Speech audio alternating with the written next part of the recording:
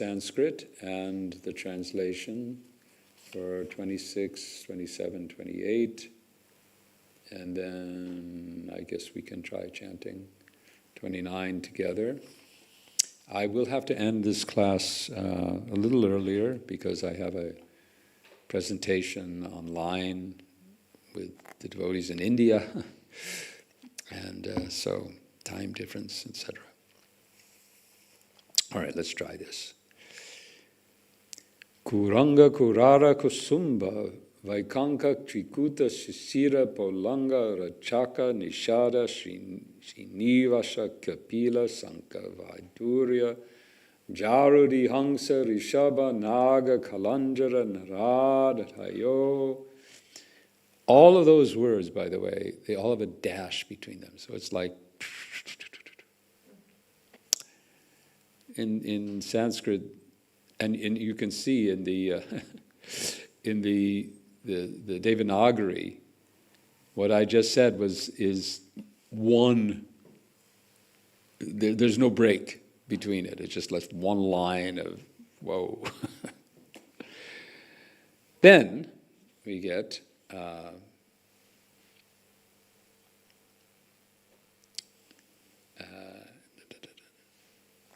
Narad Kalandra Narad Adayo. So Adayo is in the synonyms means and so on, right? So we've got this big list, which we'll get the translation, and so on. Then it says Vimshati Girayo Meru Karnikaya Iva Keshara Bhuta Muladeshe Parita Upa Klip. Taha. The translation, there are other mountains. Because the previous verse is describing Mount Meru and Ilavatavarsha and Kumuda mountain and all these wonderful aspects of Jambudvipa. There are other mountains beautifully arranged around the foot of Mount Meru, like the filaments around the whorl of a lotus flower.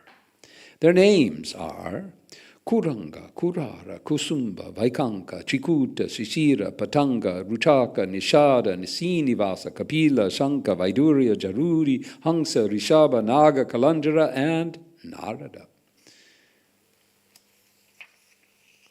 Text 27.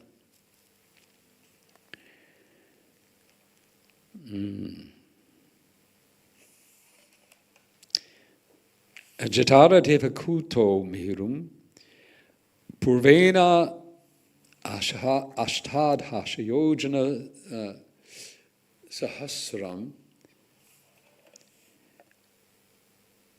Udagayuto Dvisahasram Pratu Tungao Bhavata Evam Aparena Pavana Pariyatro Dakineya Kailasha Karaviro Prag Ayatava Evam Uttaratas Trisringa Maharakarava Ashtavir Itai Purishtuto Gnir Eva Puritas Chakashti Kanchanagiri. On the eastern side of Sumeru mountain are two mountains named Jatara and Devakuta, which extend to the north and south for 18,000 yojanas, 144,000 miles. Similarly, on the western side of Sumeru are two mountains named Pavana and Pachiyatra, which also extend north and south for the same distance. On the other side of Sumeru are two mountains named Kailash and Karavira, which extend east and west for 18,000 yojanas, and on the northern side of Sumeru, extending for the same distance east and west, are two mountains named Trishringa and Makala. The width and height of all these mountains is 2,000 yojanas, 16,000 miles. Sumeru, a mountain of solid gold, shining as brilliantly as fire, is surrounded by these 8 mountains. Meror mudhani bhagavata atmayonir madhyata upakliptam purim ayuta yojana sahasrim sama chaturasharam satakombam vadanti. In the middle of the summit of Meru is the township of Lord Brahma.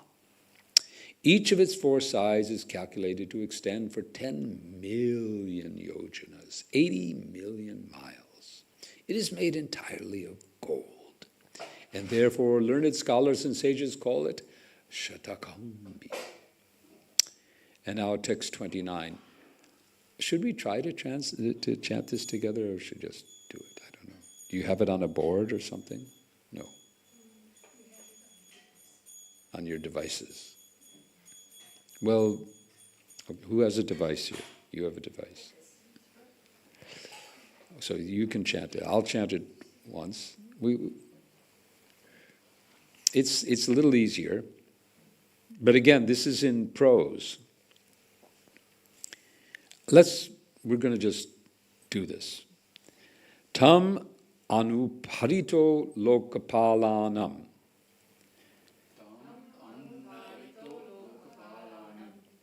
Ashtanam yatadisham. Yatarupam. Turiya manena. Purostav. Upakliptaha. Okay, so we've done it. Let's do the synonyms for this one. Tam. That great township named Brahmapuri. Anuparitaha. Surrounding. Lokapalanam. Of the governors of the planets. Ashtanam. 8. Yathadisham. According to the directions. Yatarupam. In exact conformity with the township of Brahmapuri. Turiya manena, by measurement only 1/4. Puraha, townships. Astau, 8. Upakliptaha, situated. Translation and purport by His Divine Grace, A.C. Bhaktivedanta Swami, Srila Prabhupada. Surrounding Brahmapuri in all directions are the residences of the 8 principal governors of the planetary systems, beginning with King Indra. These abodes are similar to Brahmapuri, but are 1/4 the size. Purport. Srila Vishwanath Chakravarti Thakur confirms that the townships of Lord Brahma and the 8 subordinate governors of the planetary systems, beginning with Indra, are mentioned in other Puranas. Mero Navapurani Syur Manavatyam Maravati Tejavati Samyamani Tata Krishnangana Pura Shradhavati Gandhavati Tata Chanya Mahudaya Yashovati Cha Brahmendra Payadinam Yatakramam. Brahma's township is known as Manovati, and those of his assistants, such as Indra and Agni, are known as Amaravati, Tejavati, Samyamani, Krishnangana, Shradhavati, Gandhavati, Mahodaya, and Yashovati. Brahmapuri is situated in the middle, and the other 8 puris surround it in all directions. Thus end the Bhaktivedanta purports of the 5th canto, 16th chapter of the Srimad Bhagavatam, entitled A Description of Jambudvip. Om Agyanathamrandasya Gyananjana Salakaya Chakshimilitam Jena Tasmai Shri Gurave Namah Mukham Karoti Vachalam Bangaladaya Daikrim Chatkripa Tamam Vande Shri Guru Dinatarinam Paramananda Madhavam Shri Chaitanya. Perhaps it is Krishna's arrangement that this purport is, and this subject is so difficult that I don't have to speak as long as usual.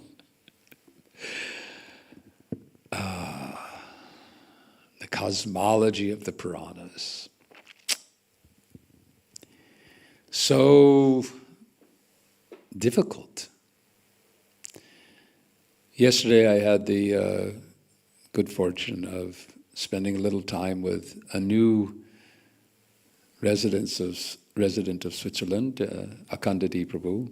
I think many of you know him. He's moved here from the UK.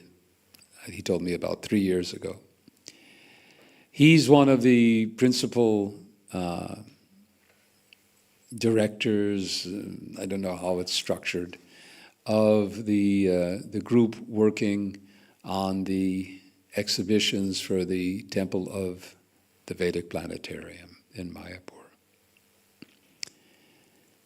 Just the fact that Srila Prabhupada decided that his most ambitious temple project, the largest endeavor of our society in one place, which originally he called the Sri Mayapur Chandradoya Mandir. When he began the Mayapur project back in 1972, approximately.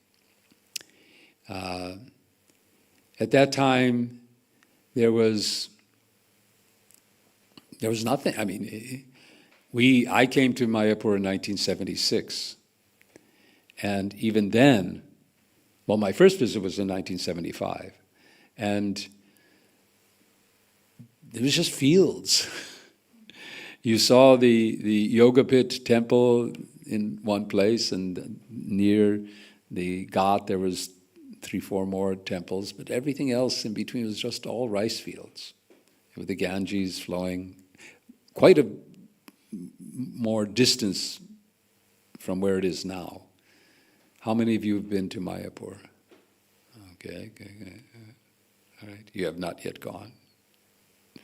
You have not yet gone. Okay, so you have something to look forward to. So, if you've been to Mayapur recently, then and gone to the Ganges, then you have some idea.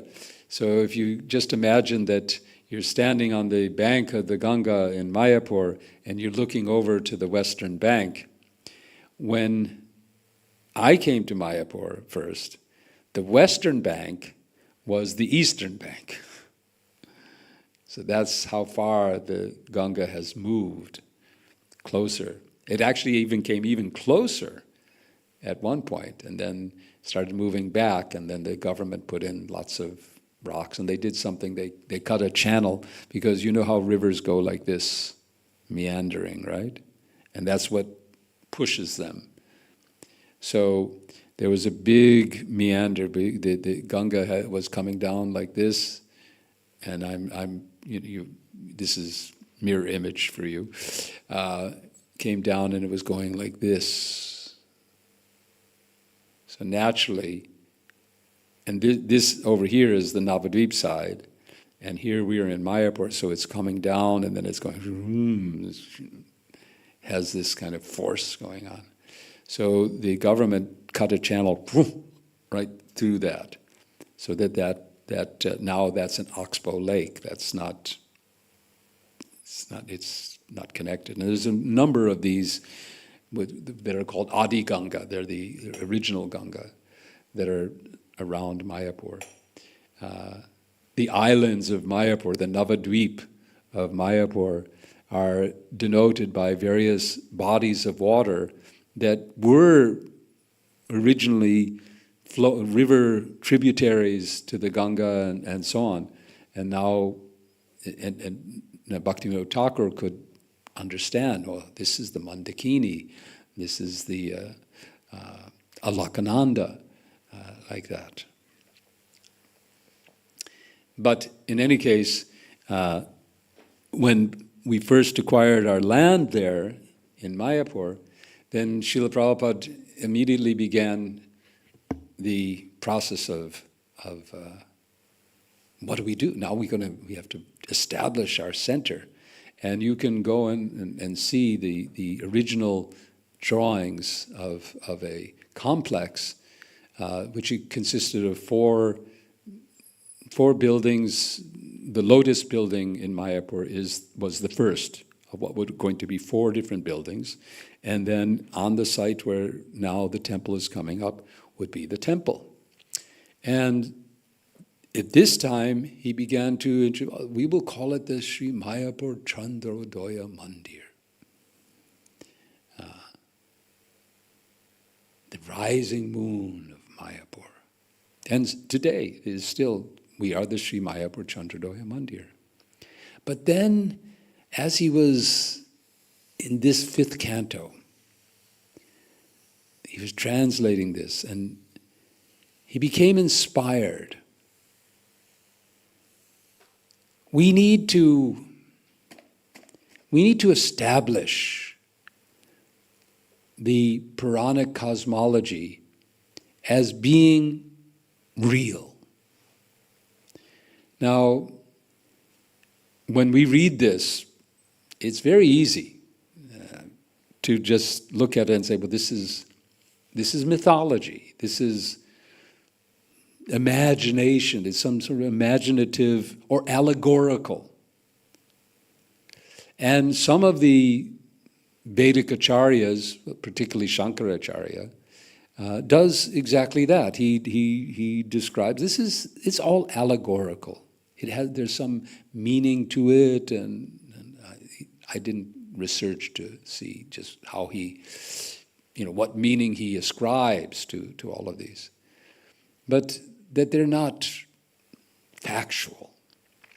Now, of course, Shankaracharya's position is that everything is Maya. That the all existence is simply an illusion. So it's very easy for him in his service, because he is actually a devotee. But his service is to establish this Advaita philosophy and rescue to revive the standing of the Vedas after Lord Buddha, who has pushed it aside. The Buddhists also have descriptions of our universe that are very similar. There is a Jambudvip described in Buddhist literature, as well as Jain literature and so on. But in the Buddhist approach, again, this is all, well, it's mystical. It's not, exactly literal. But Srila Prabhupada and our acharyas, from Madhvacharya, Ramanujacharya, they were very specific. This is real. What's described here in Srimad Bhagavatam is real. Now, when we hear it, 18,000, 144,000 miles, mountains of gold, all of the things, and we've been hearing other elements too, rivers of jumbo fruit, and it all sounds so fantastic because it's so far beyond anything that we here in this limited sphere have experienced. And it is our tendency to always look and judge according to our own experience. Of course, we can also say that it's not just my experience, but there's so many scientists. They're studying the universe. They have instruments. I have on my my screensaver, whatever, the wallpaper you got, right? And on my computer, I have an image taken with the Hubble telescope. It's called the Hubble Deep Field. And what they did was there's a telescope up in Earth orbit, and they did a time exposure. It said that it was about looking at about the size of a small coin, looking at whatever they could the telescope can see, and that image is filled with nebulas and galaxies, and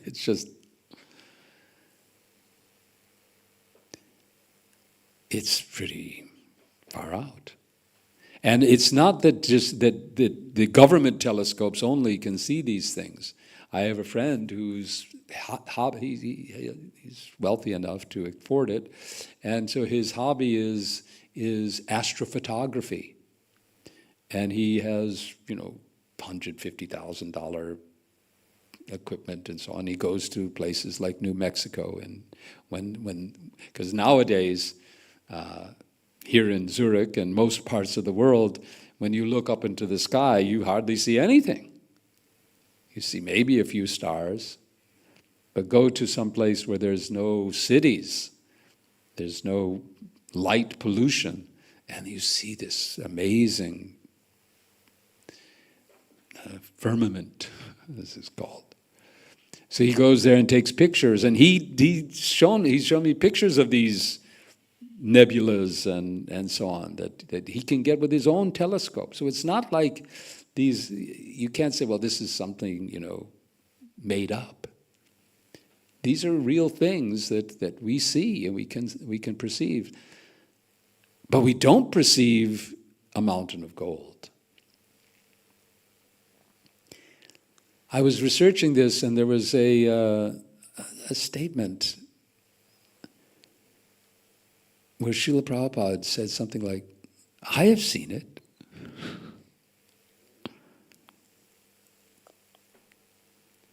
We don't see, but does that mean it's not there?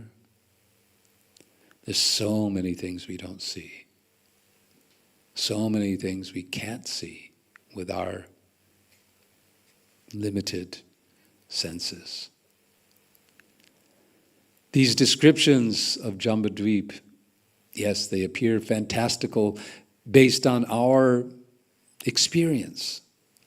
But one of the core lessons of Bhagavatam is to take us beyond our limited experience and open us up gradually to a world that's so far beyond what we experience. In my conversation yesterday with the Kandidi, I was saying, well, why? The question comes, it's so hard for us to understand all this cosmology in the Bhagavatam. Why is it there? Kandidi was saying, and we were talking like, Parikshit, he's got 7 days, to hear about Krishna. And Sukadev is taking time, not just here, he takes it in several places. He talks about the creation of the universe, how it's manifested. There's all this information about our material world. But Parikshit's goal is to get out of this material world. So why is he hearing all about the material world? So we were talking about this, and one perspective is that Parikshit has to prepare himself. He has to go through this. He can't jump in, but to the spiritual realm, but he's led through the lower aspects, some of which are heavenly, like we just heard about this in the previous verse, describes that the residents of this area, they don't suffer.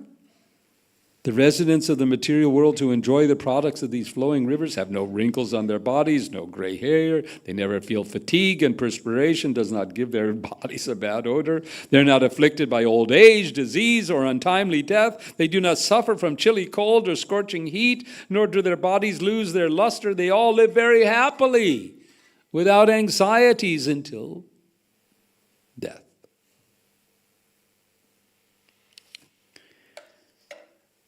Yesterday we were talking about this, and I'm still looking for the references, but I've heard it a few times. I'm pretty confident that Prabhupada did speak of this, that the devotee in his journey towards, after leaving his body, is given a vision of the heavenly worlds. And what I heard, and I'm looking for the reference to confirm this, so if any of you find it, let me know, that Srila Prabhupada once commented that many of us, when we get this darshan, will be attracted and want to detour. So we were talking yesterday, I was talking about, well, maybe this is also, and I know Prabhupada never likes the term maybe. So I'll just say that in my attempts to understand, I am considering different possibilities. And one, or I could say even let me put it that for myself, because I think that it is true for myself that to hear about these heavenly worlds, to hear about these places, does help me to kind of help get that out of my system. and hopefully, if I am so fortunate to be on my way to Krishna's abode, and I get this darshan, that I won't want to detour. We also, the Akandati Prabhu was explaining that in his work, in the work of the team that's putting the exhibits together, that their approach to all of this is that what we're getting here, we're getting a lot of information, a lot of detailed information, right? Names of this planet, this mountain, distances. We're getting a lot of information. And the principle of information being behind physical reality, that the common scientific approach today towards the physics of our world and the cosmology of our world is what we see or what we can observe. So we observe and we can measure, we can observe particles, we can observe the action of light waves, we can observe so many things. We can also construct models, we can construct formulas that describe these things. But as best we try to do this, we still end up short explaining how this is actually working.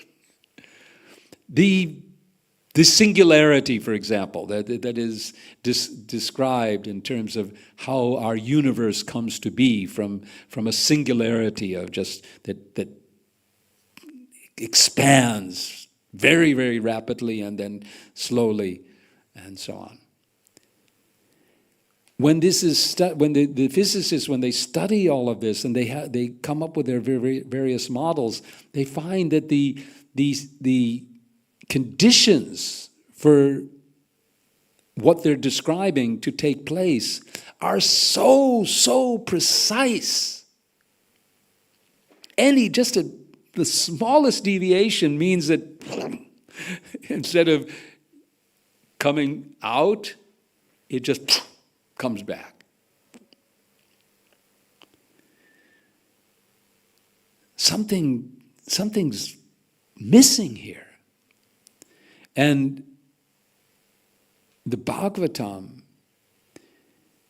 is pointing out that there is information. There's information, there's beyond the substance. And that information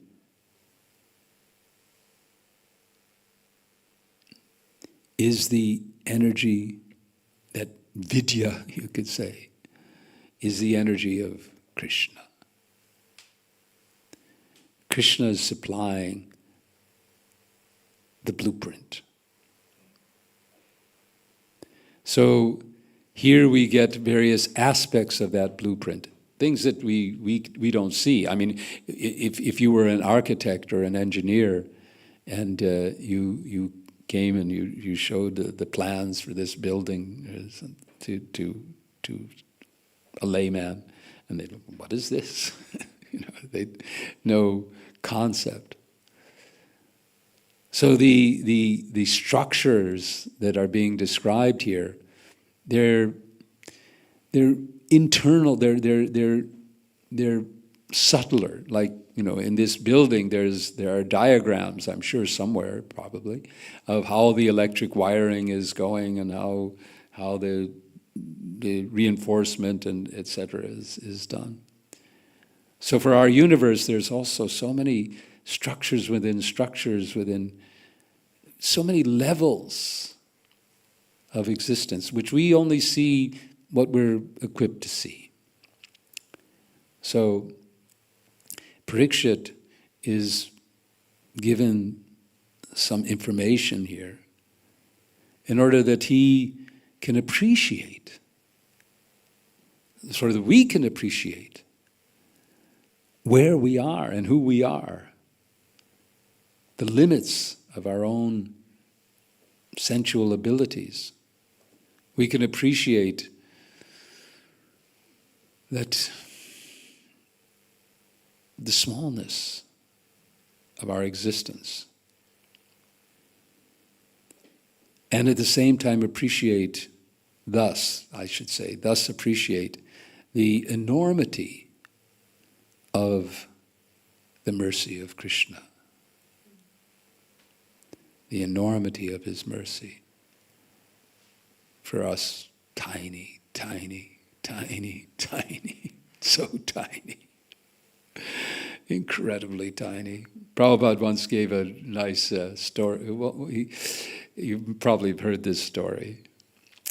In the early days of our movement, one devotee, Tamal Krishna Goswami, he knows this story. He's heard this story.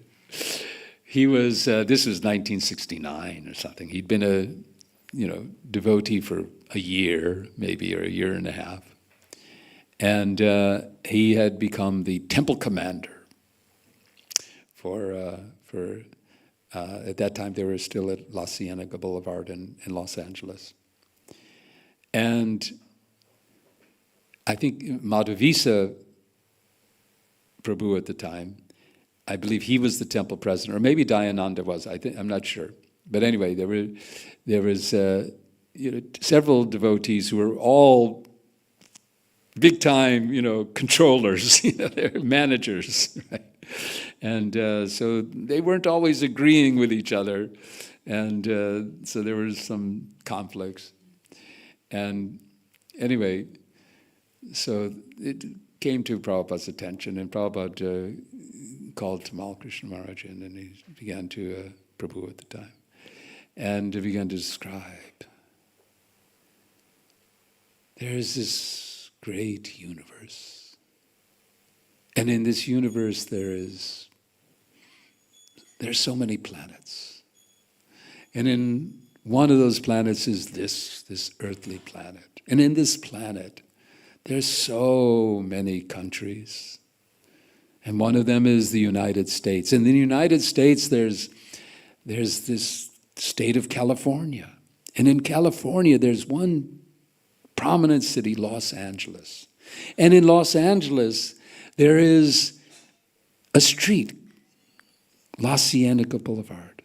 And on that street, there's one person, Tamal Krishna, and he thinks he's the controller of everything. So these descriptions help us to know who we are and where we are, how small we are. Maybe become humble a little bit and appreciate how extraordinary our fortune is to have the opportunity to serve the one who's created all of this, the one from whom this is all, for whom all of this description is just nothing. How Prabhupada, Krishna describes it's a spark of my splendor. All of this opulence. He said in Gita, of mountains I am Meru. So, but it's just a spark. That Lord, that Supreme Person, is offering us the opportunity to serve Him, to be with Him,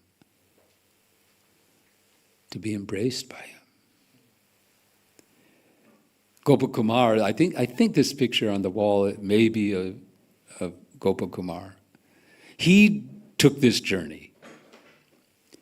In fact, it was Prabhupada's initial inspiration. He for the temple of the Vedic Planetarium was the Brihad Bhagavatamrita, the journey of Gopakumar from these different worlds. And in fact, he specifically said that the core, because there's two exhibitions in the TOVP. There's the science part, which is called the West Wing, which is a real museum. And then there's within the central dome of the of the temple is, first of all, there's a planetarium model that hanging like a chandelier, because that was one of the things that Prabhupada sort of envisioned. He said, it's like a tree upside down. All the planets, they're held like a tree and rotating. But he also around that, there are galleries. And at the different levels, Prabhupada described it should begin with Devi Dham, then Mahesha Dham, and Vaikuntha Dham, and finally to Goloka. So, which is the journey of Gopakumar. And in fact, that's the plan for all that is to show Gopakumar's journey through the different realms of our world, and finally, Vrindavan. So, Jai Jai Jagannath Subhadra Baladev, Jai Jai Gaura Jai. Vishwambar, I was thinking today that, in relation to what we're discussing, that Sri Chaitanya Mahaprabhu was given the name Vishwambar. Vishwa, the universe, the maintainer of the universe. So this is description of our universe, helps us to appreciate that the Lord of the universe. And who do we have here? Is Jagannath, the Lord of the universe. So we have Jagannath, we have Vishwambar. These are our lords. They're the lords of this fantastic, wonderful universe that is beyond our ability to even imagine what to speak of, to perceive. We don't have the senses, we don't have the intelligence, we don't have the equipment to perceive the world that is described by the Srimad Bhagavatam. But it exists. It has been perceived in the past. It's not that, today we're in the Kali Yuga. We're very, very limited. I'll have to end soon, but I was thinking, sometimes I was thinking about, this is about former times, former ages, when the world was not so isolated. Today we're on this planet and we have no idea, we have no communication, we have nothing that we experience with the rest of the universe. And we speculate, is there life even anywhere else than here on our planet? We don't have any connection, no communication. We fly off to the moon and we look and all we see is rocks because we have no entrance. We cannot enter. We have no... I love, there was a description of this by one of the Bhaktivedanta Institute devotees who described it. We've got the address. I don't know what... I'll give a New York example of, let's see... 400 Fifth Avenue. I don't know what's that, 400 Fifth Avenue. But anyway, it's probably a very nice building. So we've got an address, Penthouse 400 Fifth Avenue, right? So we've got the address, 400 Fifth Avenue, the penthouse. And we go to 455th Avenue, and we enter the lot, and we got a description of what that penthouse looks like. Oh, it's so opulent. There's nice plants and mirrors and the golden chandeliers and just this opulent apartment in the penthouse of 405th Avenue. So we arrive at 405th Avenue and we enter into the doors and we look around and I don't see any golden chandeliers. I don't see any of this. Because we're in the lobby. We're not in the penthouse, we're in the lobby. We want to go to the penthouse, we have to go to the elevator and we've got a special thing that, card or whatever that says, yes, you're authorized now to go up to the penthouse. But otherwise, we'll never see the penthouse.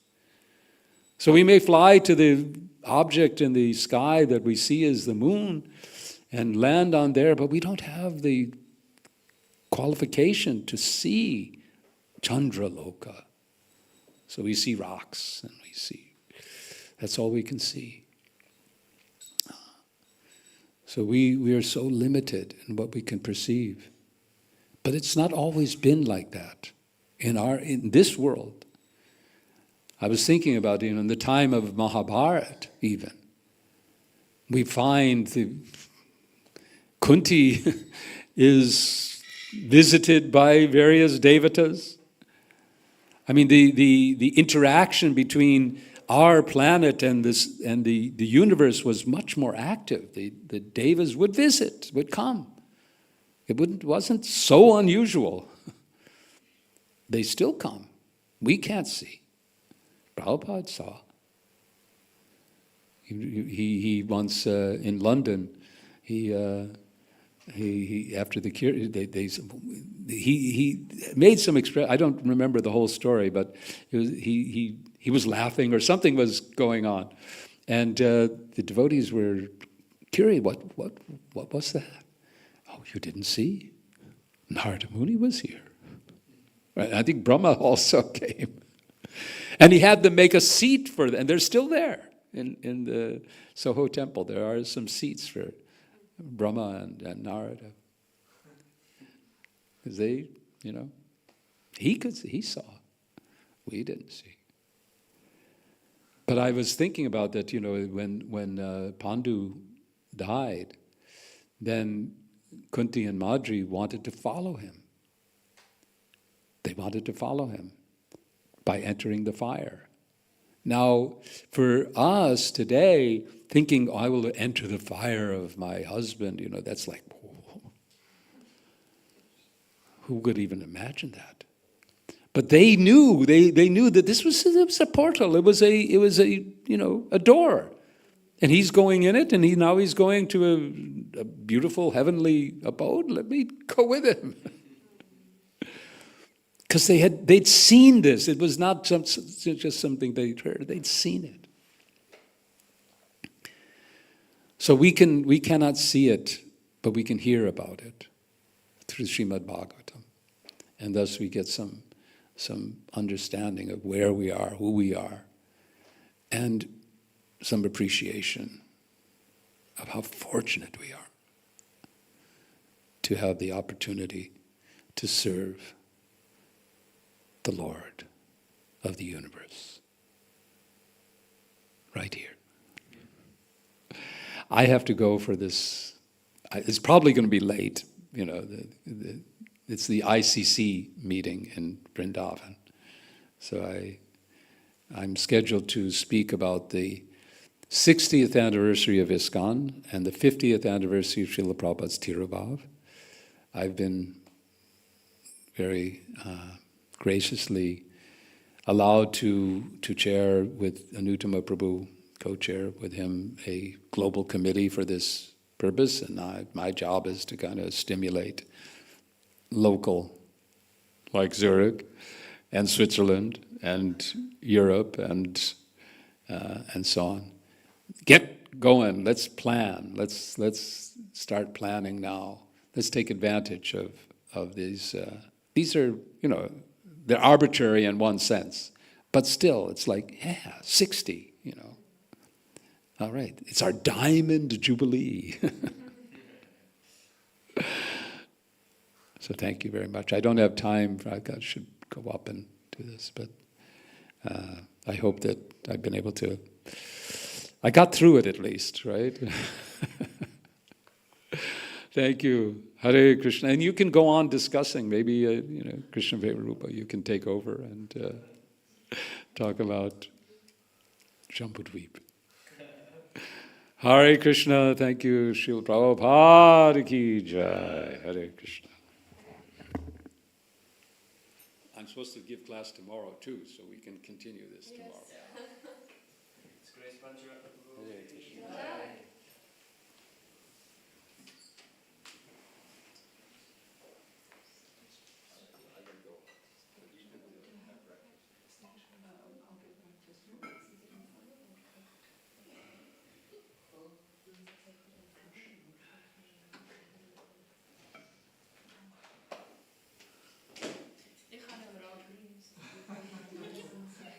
Unerwartet. Ja, aber unerwartet.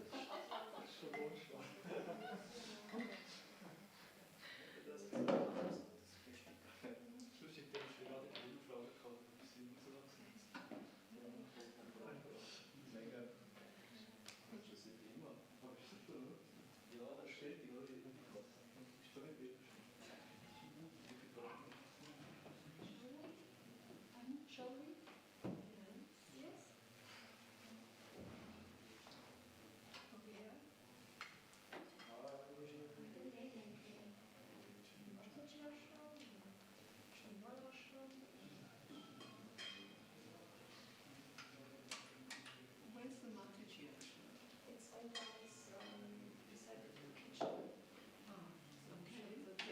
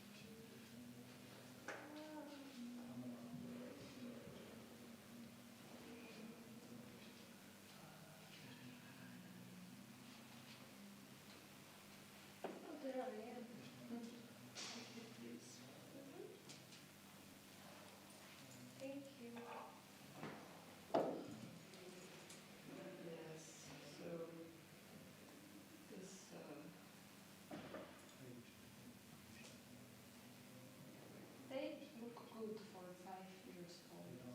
They do look good. Yeah, it could be worse. Oh, okay. But still, you need to do this checkup. You need to do a new test of your ears. Okay. And Go to, because we're going to India now, right. so I'll go to a specialist there. Please. So, can I just see how do you put them on? Yeah.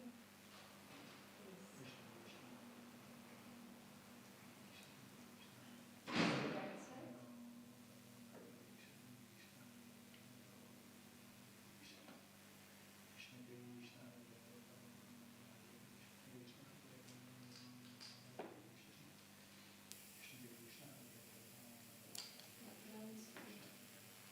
Because yesterday, I remember that. No one ever kind of taught me how to put them on, so I just thought, well, there and there. It's a super important part of this whole hearing aid thing. Sure. Because if you just put them somehow, then you don't have Yes. the full benefit. Yes, I understand that. Like yesterday, this part here was on the other side. And it was You staying did down. mention that, yeah. And it means that you couldn't put the hearing aid inside properly because it was like blocking. So now I did put it inwards. Is that okay now? And what you can always do is push it more forward.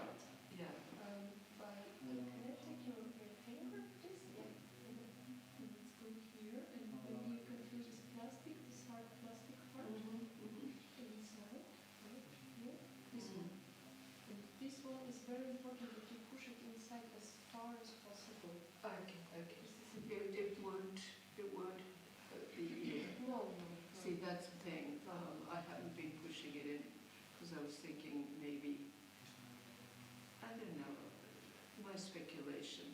No, there's really no issue about this at all because this is not that long that it can touch some sensitive parts which are. Yes. Really don't worry. It's super important that you really push it as far as it's possible. comfortable for you.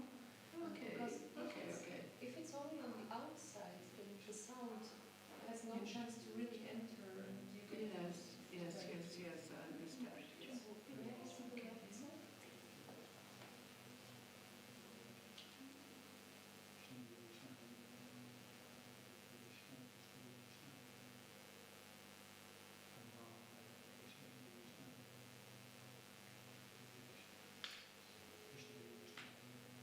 Okay, now it's good also. Now we have this part which was outside yesterday, it's inside, it's here.